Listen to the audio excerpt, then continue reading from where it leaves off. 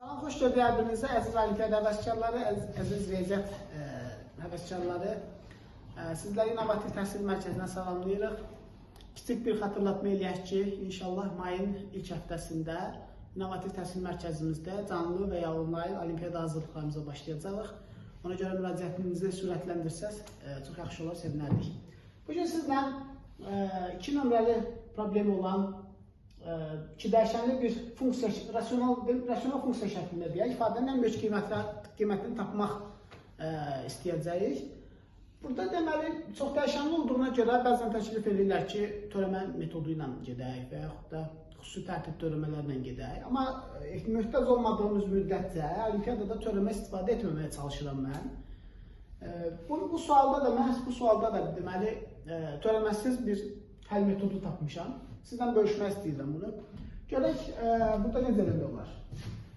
Əvvəlcə xatırlatma eləyək, kiçik bir xatırlatma eləyək. Koş işi varsa.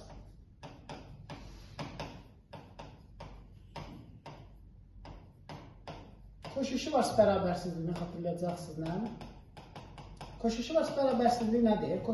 Deyir ki, hər hansı A1, A2 və tətət AN, B1, B2, hər hansı DN.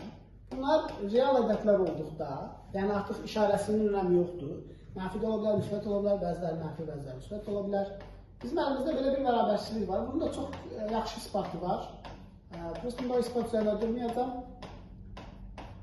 Tapa bilərsiniz, kvadrat təmizlə əlaqəli bir isbatı var bunun çox qəşəng. B2-nin kvadratı. Bunu Koşik-Dinakovski bərabərsizlik də deyirlər də. Və mən Dinakovski sözünü çox istifadə eləmirəm. Ola bilər. Koş iş varsa kifayət edir. Bu qaynaqlarda dəyişir, hələ bizə deyir. İfadə böyük bərabərdir hər zaman. Birinciyə birinci, ikinciyə ikinci və s.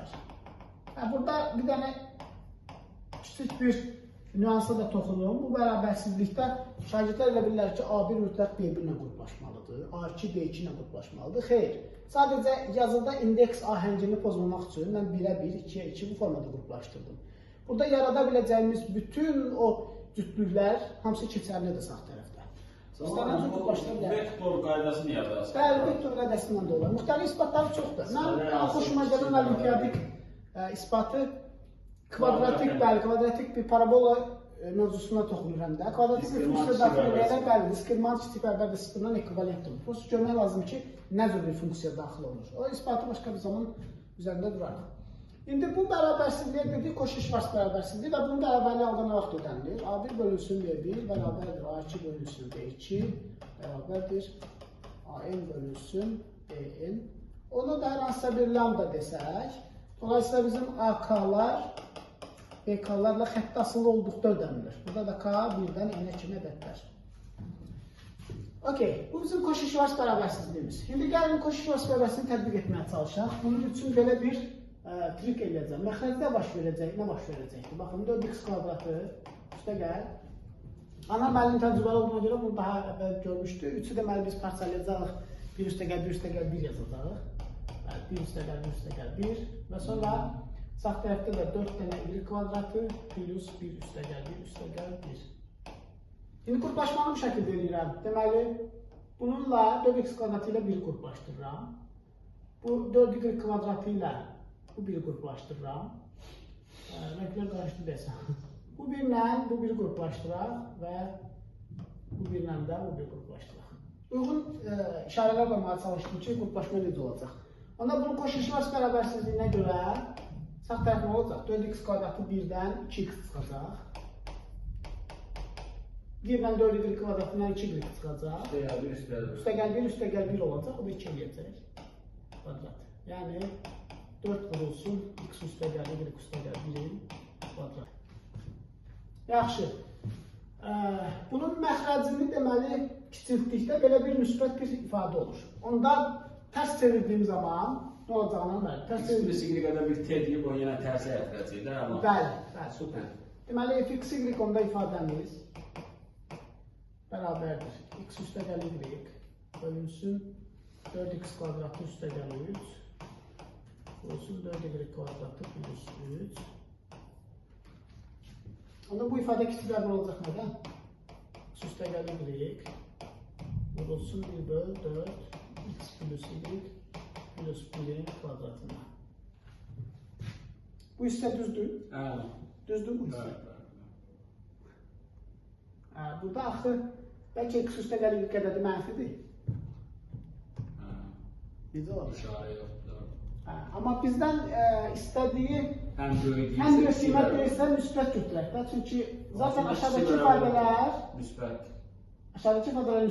Yuxarıdakı x plus y əgər mənfi olsa, bizdə mənfi ən böyük qiymətini axtarırıq da. Mənfi yox, onu müsbət düşünək. Ona görə ümumi pozmadan x üstə gəlir ki, müsbət düşünə bilərik. Dolayısıyla bu bərabərsizlik iki üçün doğrudur. Qoşuş var bərabərsizliyindən. Burada deyək ki, qeyd edək ki, not x üstə gəlir pozitiv. Müsbət. Onda bundan sonraki nə olacaqdır? X üstə gəlir ədədi bir dənə əvəzləmə olaraq bir dənə başqa rənglə göstərək. Buna bir dənə t desək, bizim ifadəmiz nə formada olur? T bölünsün, 4 vurulsun, t üstə gəlir 1'in kvadratı. İndi iddia, kiçik bir iddia. Mən iddia edirəm ki, bu ifadə t bölünsün, 4 vurulsun, t üstə gəlir 1'in kvadratı da 1 bölüm 6'dan kiçikdir, bərabər. Və 1 bölüm 6'ını aşmır. Əlbəttə, burada 4'lər ispat edəcək, isbatı çox azanda olacaq bunun. Sadələşdirsək,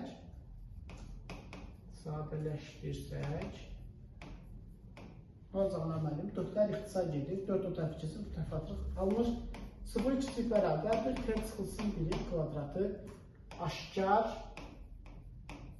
bərabərsizlikdir.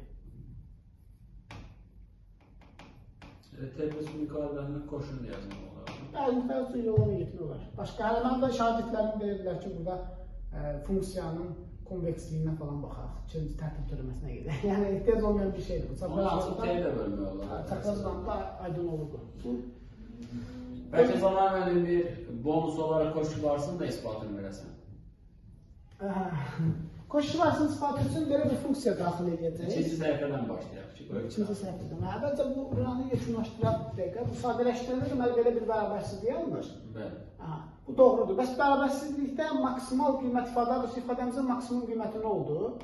1 bölünsün 16 oldu. Yəni f maksimum bərabər oldu 1 bölü 16-ya.